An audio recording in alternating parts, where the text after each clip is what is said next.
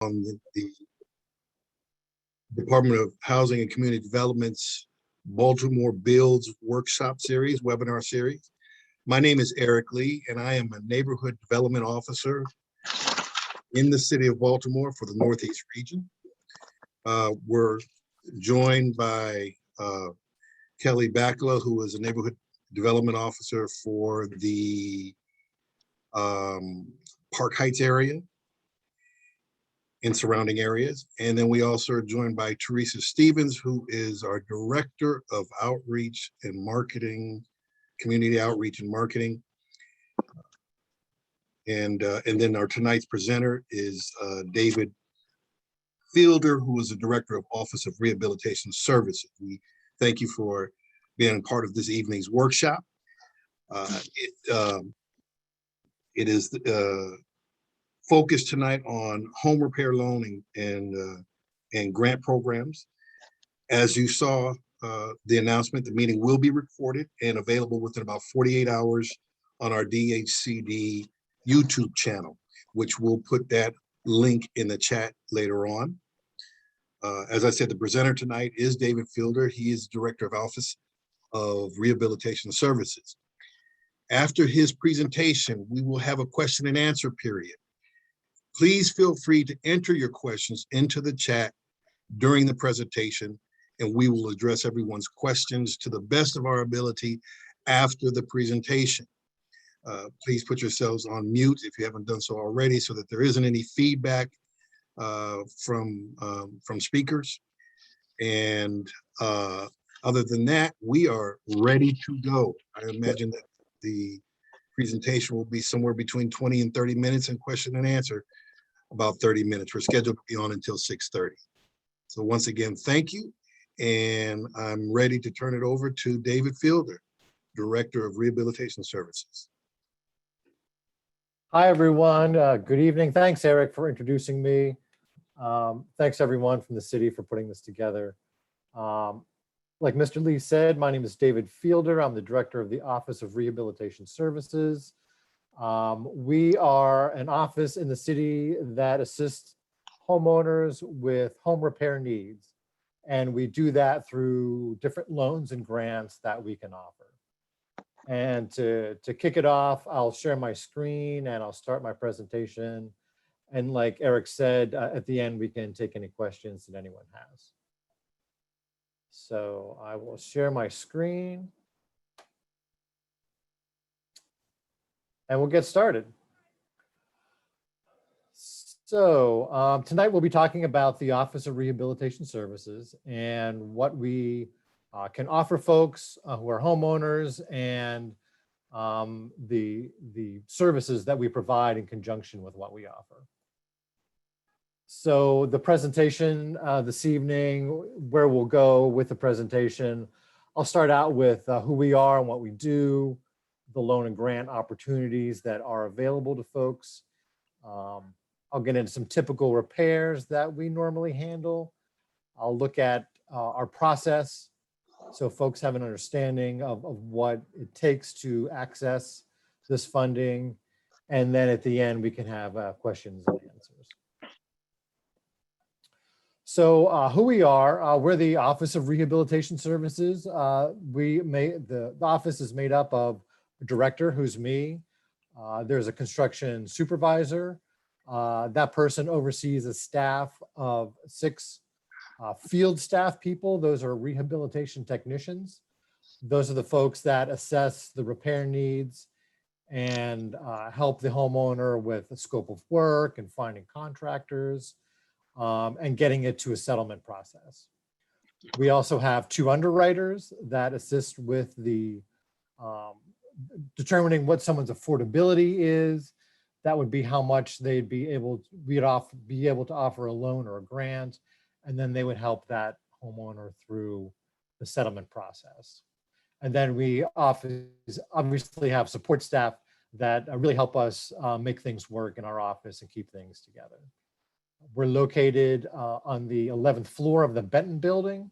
That's 417 East Fayette. We're catty corner from City Hall. And our phone number there is 410-396-4600.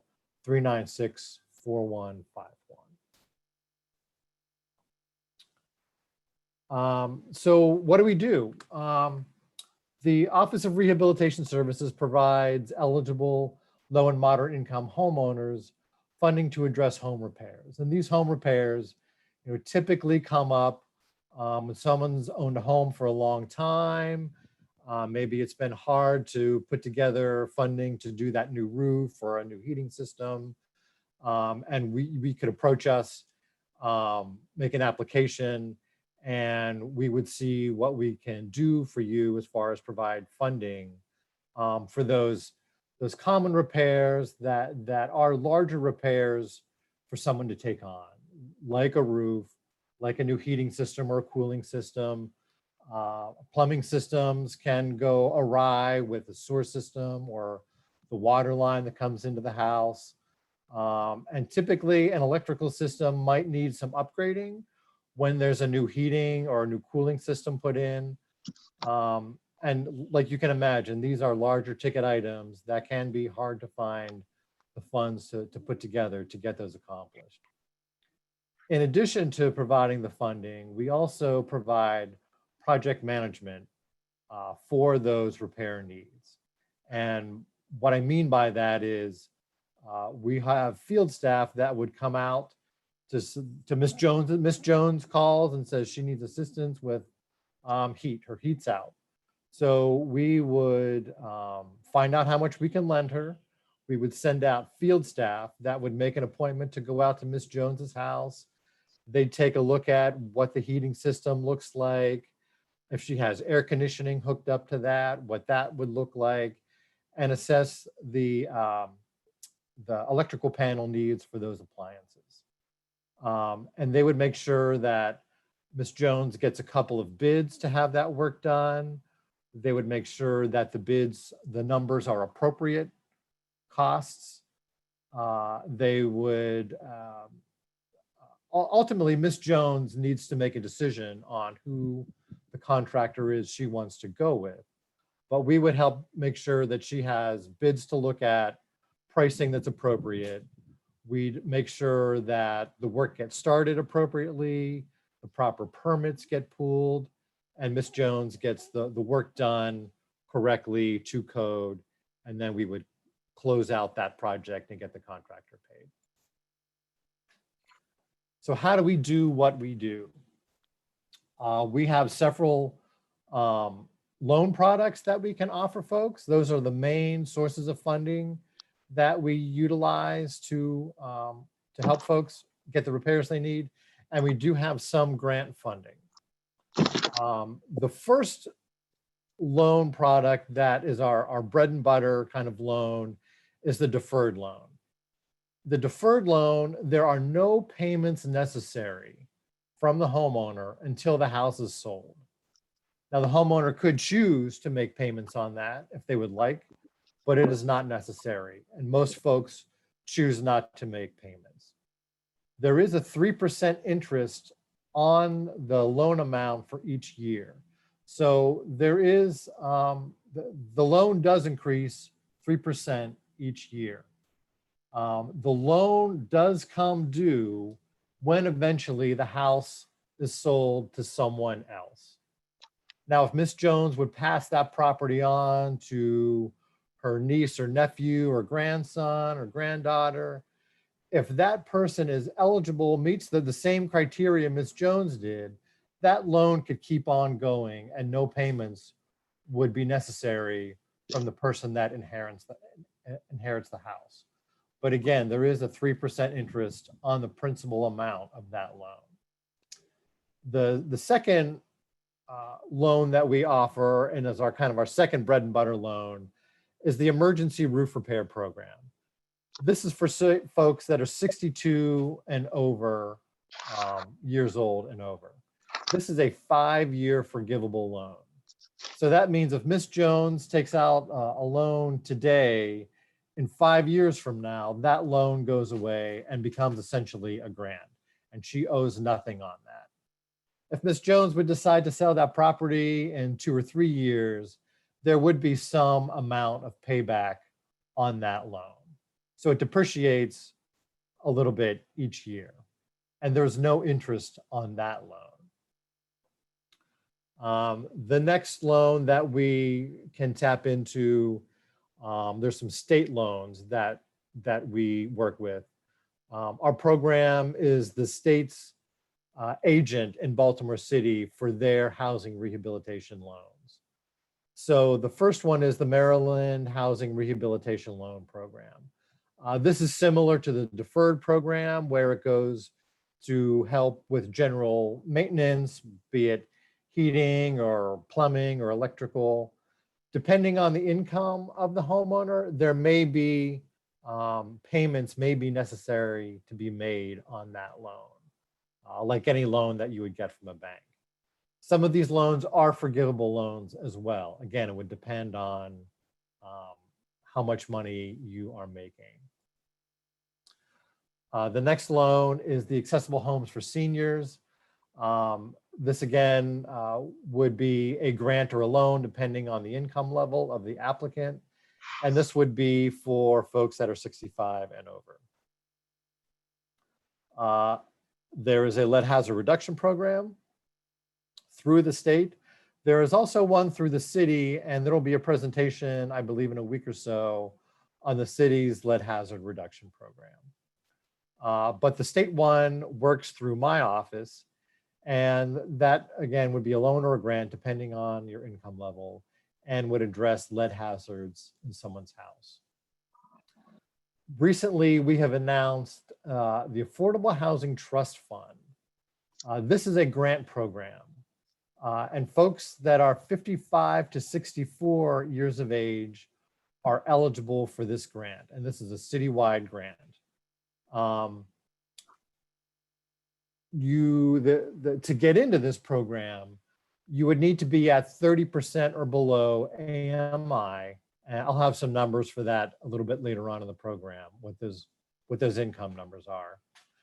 You cannot have received assistance through my office in the past 10 years, and you have to be 55 to 64. And if you meet those three criteria, you are eligible up to $20,000 in a grant. We started using that quite a bit recently. Lots of folks are getting in on that opportunity. If you are someone that is over the age of 65, there is a nonprofit organization called Housing Upgrades to Benefit Seniors, or HUBS for short. This is a coalition of different housing nonprofits in the city who have come together, and they have several grant opportunities that they are offering to seniors that are 65 and over for different types of home repair. That is a really good resource if you are in the 65 and over category. And you can find them just by searching HUBS, Baltimore City, or Housing Upgrades to Benefit Seniors. The primary organization that oversees all of the other housing nonprofits is the Civic Works program. So moving on, what is the process? How do you tap into these funds? How do you get a loan or a grant through my office? The first thing is the application. And you can do that online. You can call the Light office and they can help you over the phone. You can get a paper copy and then bring that into our office if you would like. I list the number there for the Light office.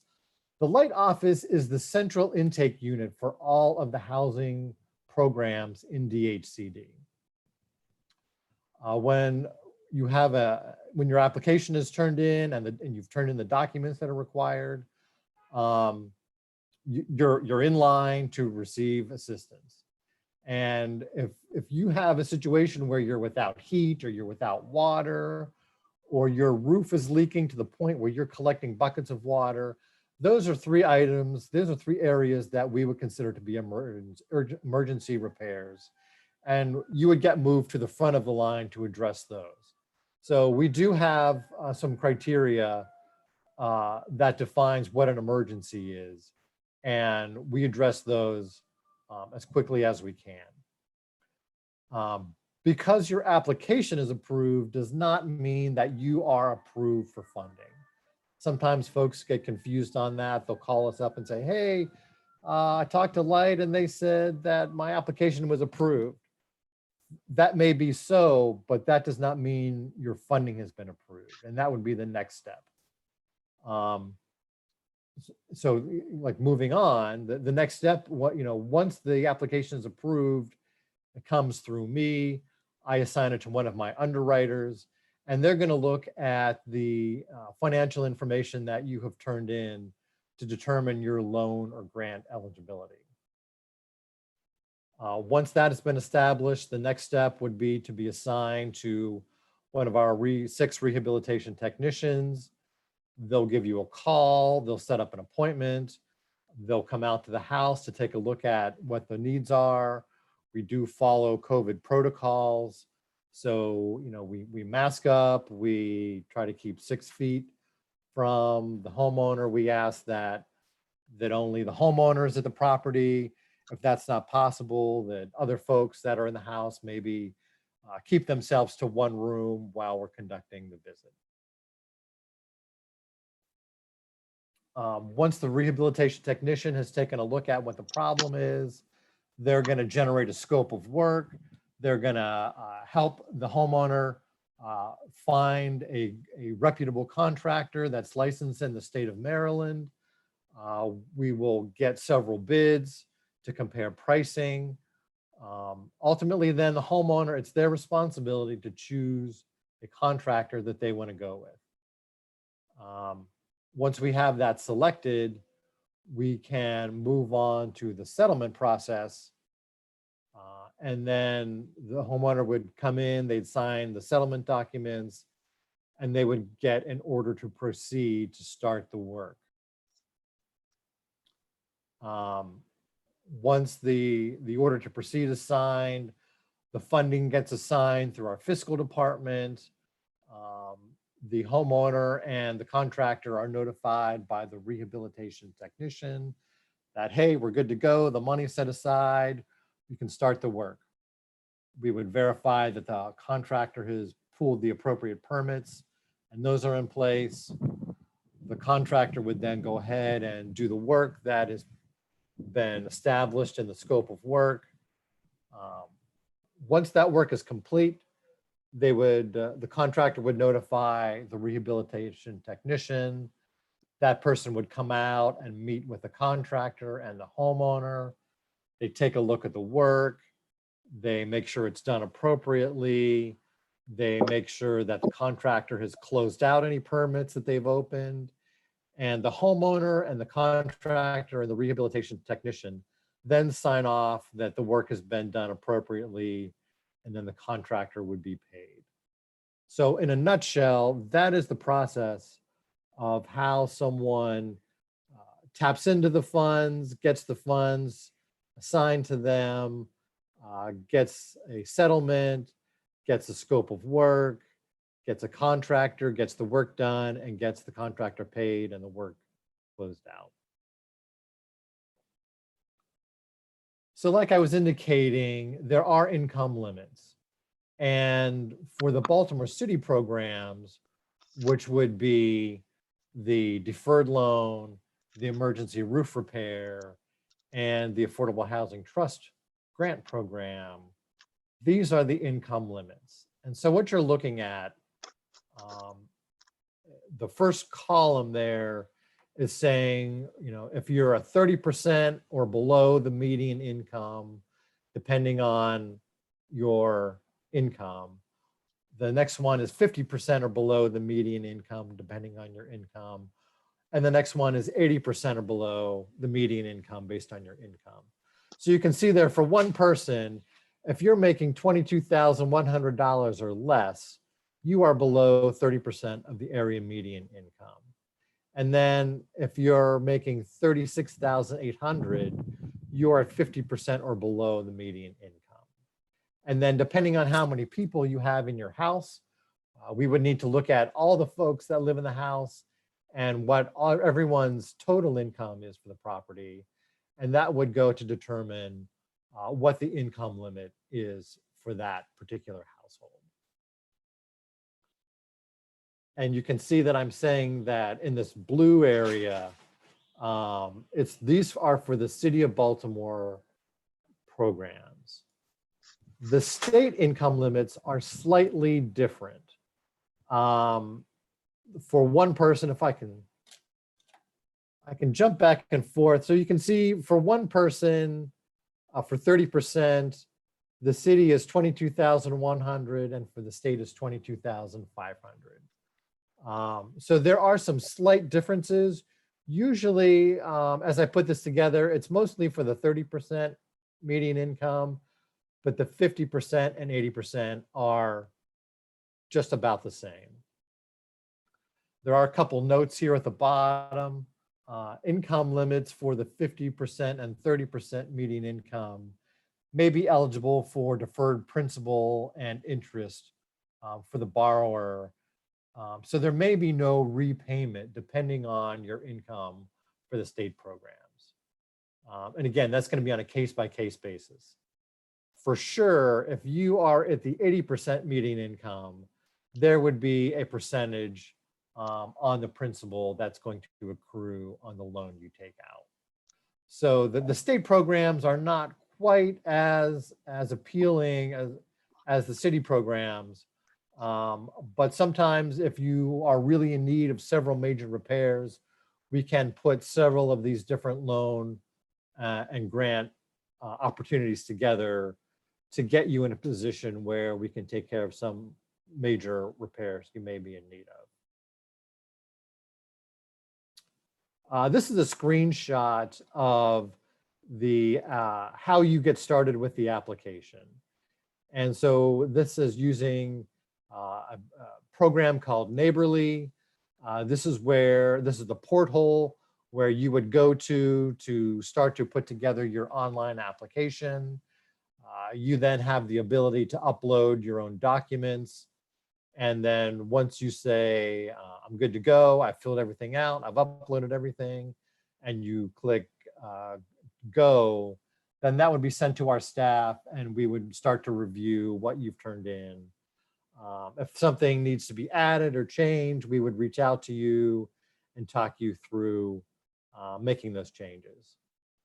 Again, if the online application isn't something you're comfortable with and you'd rather speak to someone, you can call the Light office.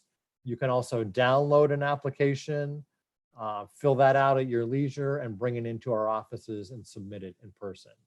Our offices are now open again to the public, and you can come into 417 East Fayette to the 11th floor and drop off an application.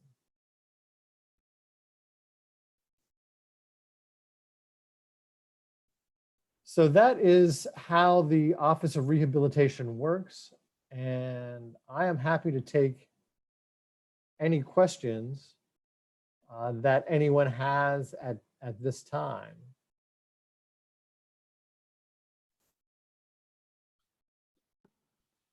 Hey, David, we have a few that came in through the chat, so I can read those for you. Great, thank you, Kelly. And then if we have any more come in, I'll read those as well. Feel free to put any questions you have in the chat and I can read them to David. The first question, and I did answer one of them, but I thought I'll still give them to you in case those on the phone weren't able to see my answer.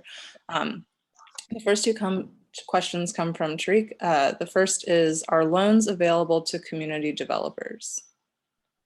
Not through this program. I think there are community developers opportunities through some other offices in DHCD, but the Office of Rehabilitation Services is strictly for homeowners.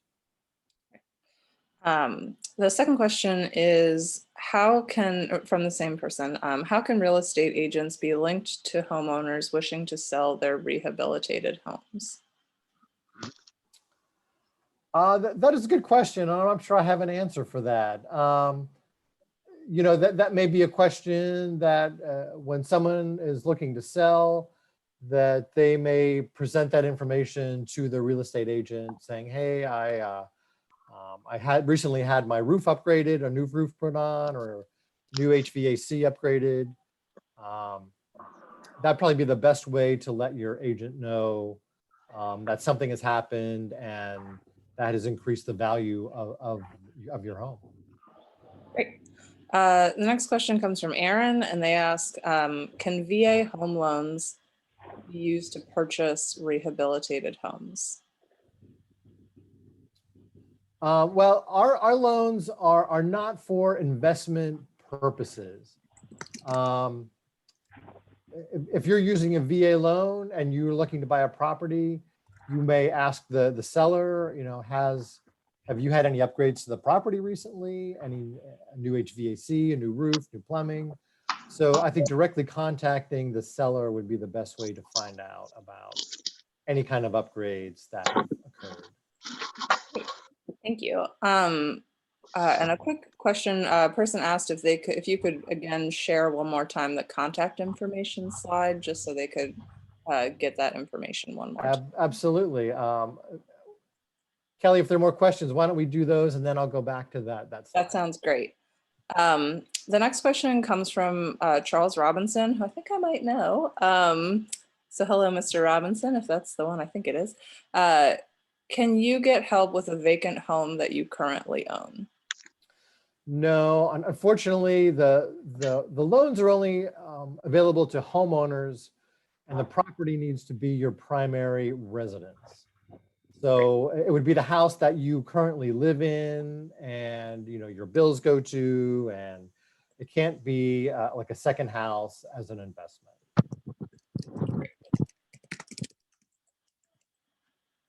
The next question, Mr. Evan Griffin, he asked a specific question about the status of his application. I would say when we post the contact information sheet that you reach out to the contact and they can give you a status update on your application. Would you agree with that, David? I agree. Thank you. Great.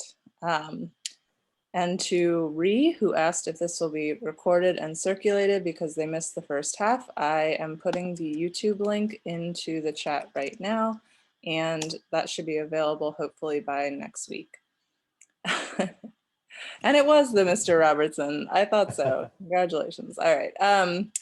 And then Eric Lee, that's us, not a question. Does your office have contractor recommendations, or do you only require a contractor be Maryland state licensed? Good question, Kelly. So what you we thank do. Julie for that one. Thanks, Julie. Good question.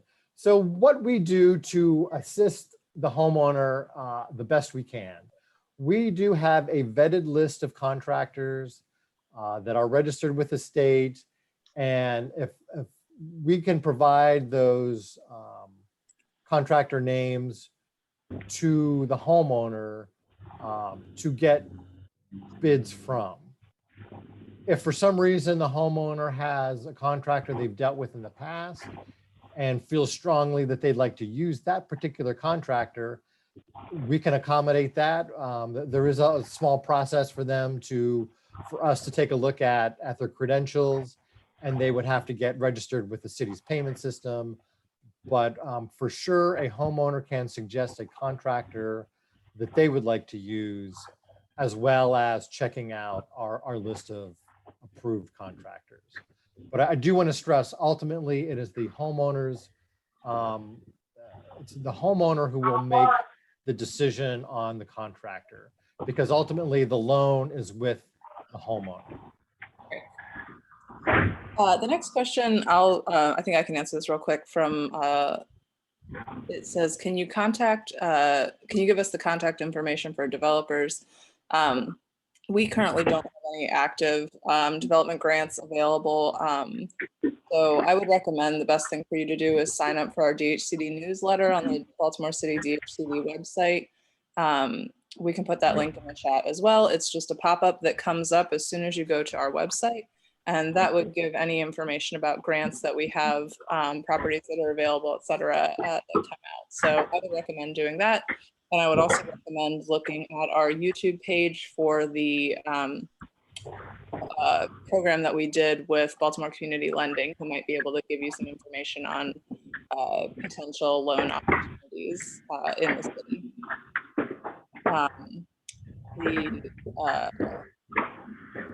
Let's see, what else do we have?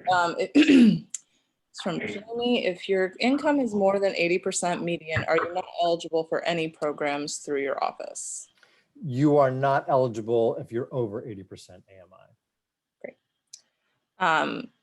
Next question is, what grants do you have for homeowners who aren't 60 or older? So the main, there would be no grants available for folks that are lower than 55. The opportunity you would have for home repair would be the deferred loan, which again is the 3% on the principal each year for whatever the loan is for. Thanks. The next question comes from Michelle. My roof leaks, but I'm not sure where the water is coming from, but it does come from the front window or the back window. Would that be considered an emergency roof repair? No, it would not. Unfortunately, the emergency roof repair specifically is only allowed to go to roofs and roof-related items like gutters and downspouts. To redo windows, you'd be looking at the deferred loan, again, which is the 3% per year on the principal of the loan. Okay. And I responded to Jamie, who asked for the contractor list and just said, check out our contact page when David posts it one more time and reach out to them, and I'm sure they'll be able to give you a list. Kim Johnson asks, is the loan basically a second mortgage, or is there some sort of lien that will be placed on the property? Another good question. It is a lien. It is not a second mortgage. It is a lien that is placed on the property. And like I was saying, there are no, for the deferred loan and the emergency roof repair program, which are the two main loan products we offer, those are recorded with the state. And for the deferred loan, there is no repayment. There's no payment necessary if you choose not to. It's when the house gets sold is when the money would be recouped. And the emergency roof repair is the 5-year forgivable, where after 5 years, the loan goes away and becomes a grant.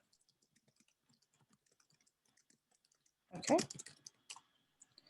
The next question is from Vance Foster. Does the homeowner have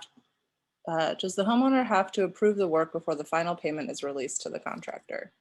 Absolutely. When the contractor lets the rehabilitation technician know that they believe the work is done, the rehabilitation technician will come out, they'll review the work, they'll walk the property, make sure everything has been done according to the scope of work.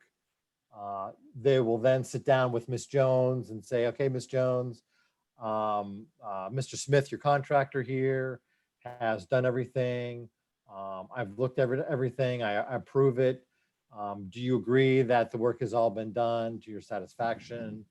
And if Ms. Jones says yes, then the payment's made and we close it out. If the rehabilitation technician comes out and sees some things that weren't done properly or something that was forgot, then they would create what's called a punch list, which is a list of items that the contractor needs to address before a final payment is made. Great. Typically, most of our loans are a one payment situation. There can be multiple, for larger jobs, there may be multiple payments. That would be decided upon between the homeowner, the contractor, and the rehabilitation technician. But mostly it's kind of a one and done payment situation. Okay, great. And the last question we have so far is from Julie again. For non-emergency work, is there any general guideline about how long it takes from application to the start of construction, or does it depend entirely on the program and situation? And then the follow-up is, what's the typical timeline for the process from application to completion? There is quite a long wait list for folks seeking assistance through our office. So if you have a repair that does not rise to the level of an emergency, I'll go over that again in a minute, then you would be in line to receive services. And the wait list, I would say at this point in time, is at least a year to receive services through our office. Now, if you do have a situation that's an emergency, you would move to the head of that line and be assisted as quickly as possible.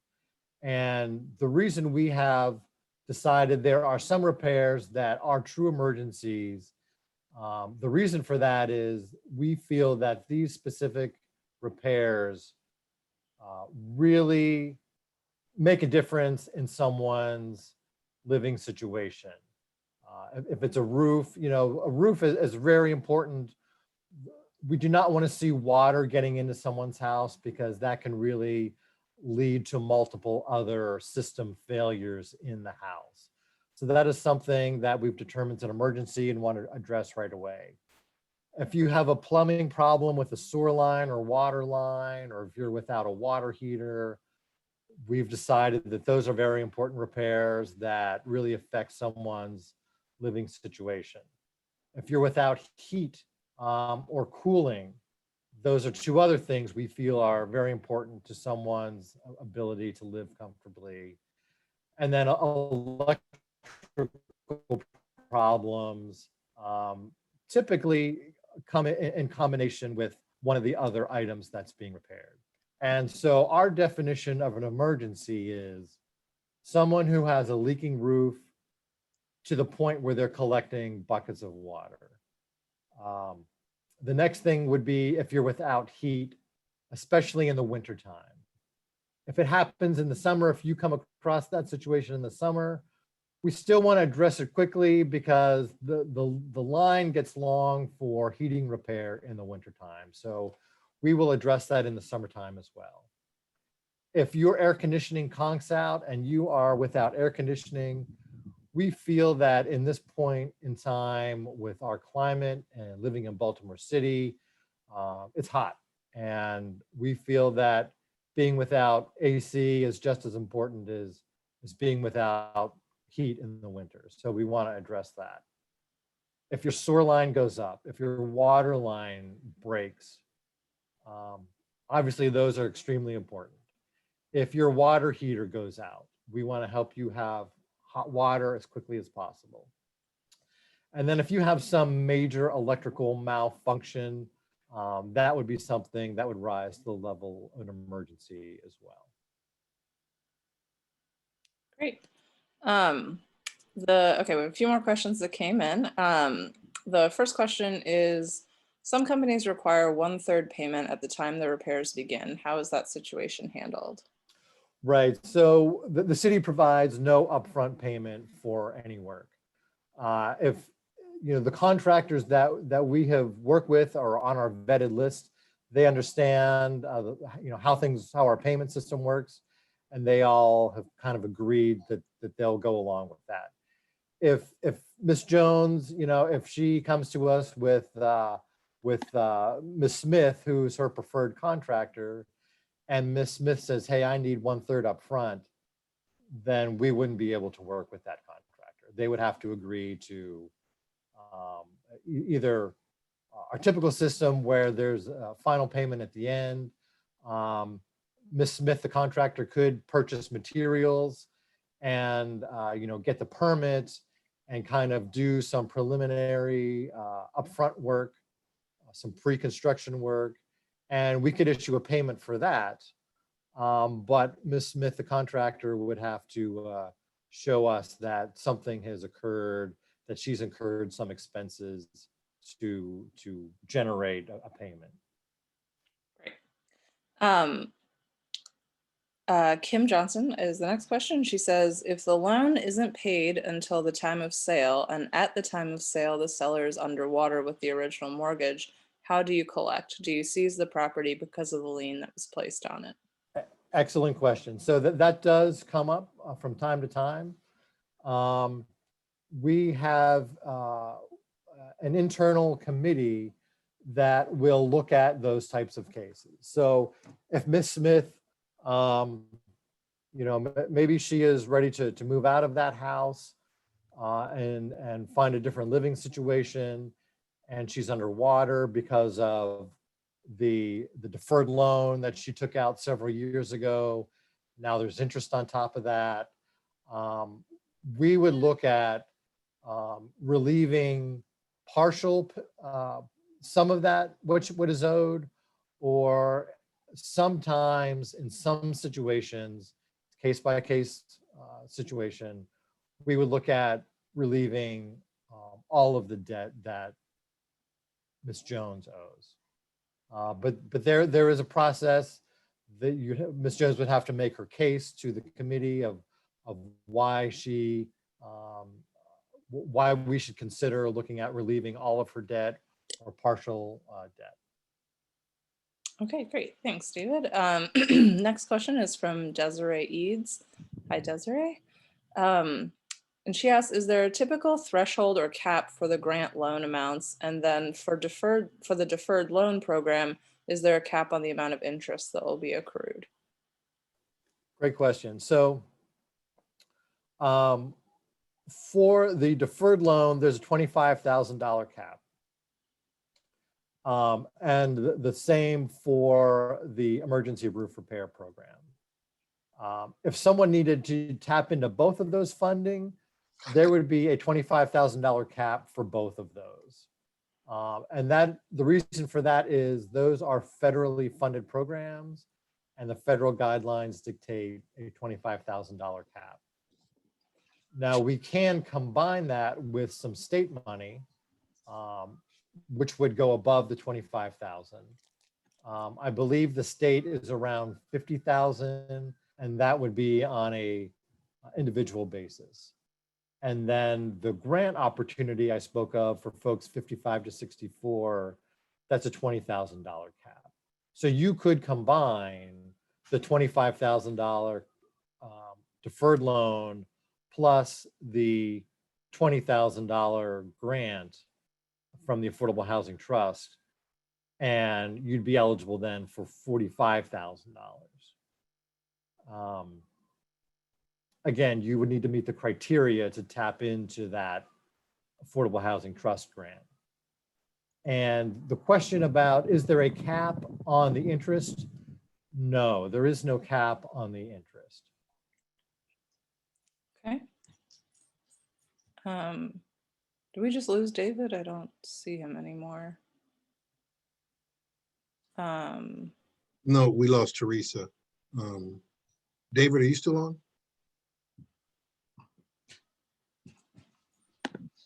Do not see him at the moment. There was only one more question, but I do not see David anymore. Taylor, let's see if we can answer the question. What is it? Okay. Well, the question is, Eric, can your office advise and help me assemble documentation for MEAP and Whole Homes apps for grants? I know I'm eligible. I collected RFQs for HVAC replacement, and I'd like to expedite the review, but BG has declined my request for an energy audit. That sounds like a David question to me, not necessarily a Kelly or Eric question. I don't know if anyone else from the Department of Homeownership is on this call right now that they could possibly answer this, but Mary Stevens, if you want to message me directly, Kelly Bacala, on this chat, I'm happy to connect you with Mr. Fielder. Yeah, I'm on the line. Okay, if you could just, I'm going to put my email and Eric's email, and as well as David's, in the chat. Okay. And if you could email one of us about this, we can get back to you. Okay, thank you. Eric.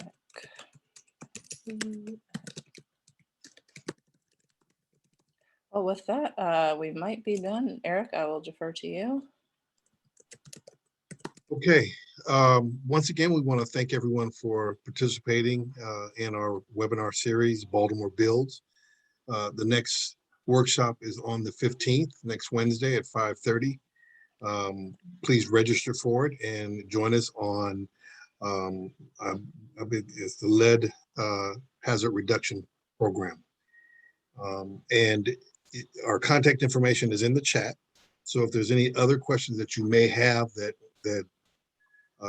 you didn't think about during this workshop, or we weren't able to address, please reach out to us. We'd be happy to work with you to get the answers that you need. And we want to wish you the best of luck in working with the city. Thank you, Kelly, once again, for doing the question and answers. David's not on the line, but we want to thank David Fielder for his presentation. And most of all, we want to thank all of you who joined us tonight. We look forward to seeing you next week. And thank you again for working with the city of Baltimore. Have a great evening. Thank you. Thanks, everybody. Thanks, Eric. Thank you. Ja, det är så jag vet. नहीं मैं भी home owners का 4 कर लेने ना इन में रहना अपने नाम 4 लेके Good night. पानी मेरे लिए Thank you.